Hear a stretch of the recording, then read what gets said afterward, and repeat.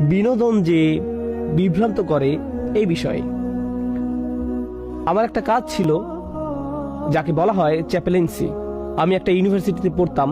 আমার কাজের অন্তর্ভুক্ত ছিল ক্যাম্পাসে মুসলিম ছাত্রদেরকে হেল্প করা, কখনো কখনো জুমার নামাজে ইমামতি করা। পুরো ক্যাম্পাসে ৬-৭ জন মুসলিম ছাত্র ছিল। আমি জুমার নামাজ পড়তে নির্ধারিত রুমে যেতাম। কখনো কখনো নামাজের সময় কাউকেই পেতাম না। আর আমাকে এই ছাত্রদেরকে কল করতে হতো, করিম, আমি নামাজের রুমে, আজকে জুমা। হ্যাঁ, ওকে, আমি এখন আসলে বিজি। তুমি কি করছো? গেম খেলছি। ভাই, আজকে জুমা।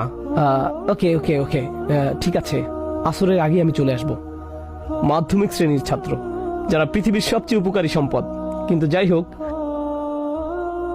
আল্লাহর স্মরণ থেকে